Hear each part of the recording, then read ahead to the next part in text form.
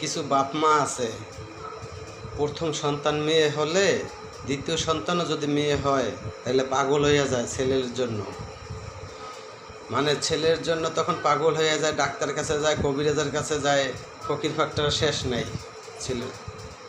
আজকে যে ভিডিওটা ভাইরাল হয়েছে, মিরপুরে মা মারা গেছে 7 দিন ধরে, 3 ছেলে কোনো খোঁজ খবর নেই। এক ছেলে কানাডার প্রবাসী, এক ছেলে বুয়েটের শিক্ষক, আর এক ছেলে সচিব। তাদের মা 7 দিন ধরে মারা গেছে, লাশ পৌঁছে পর্যন্ত গেছে, তারপরেও কোনো খোঁজ খবর নাই। আর বর্তমানে 2টা মেয়ে হইলেই বাপ মা পাগল হয়ে যায় ছেলে সন্তানের জন্য। দেখেন অবস্থা। আরে শিক্ষিত হইয়া বড় অফিসার হইয়া লাভ হইল কি?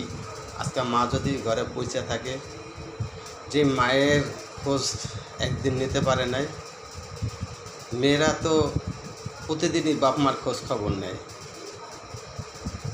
তাই ওইসব বাপ মাকে বলবো যে মেয়ে হইলে এত হতাশ হয়েন না। ছেলে আপনাকে খোঁজ খবর নেবে না, মেয়েই খোঁজ খবর নেবে। আজকে বিপদে পড়ে দেখেন মেয়েরাই ঝাঁপায় পড়ে ছেলেদের চেয়ে। ছেলেরা সমাজ খোঁজে, তাদের বউ বাচ্চার দিকে বেশি নজর থাকে বাপ মার চেয়ে। ওইসব বাপ মাকে বলবো যারা মেয়ে হইলে হতাশ হইয়া যান, ছেলে হয় না কেন, ছেলে হয় না কেন, আল্লাহ যা দেয় তা নিয়ে খুশি থাকেন।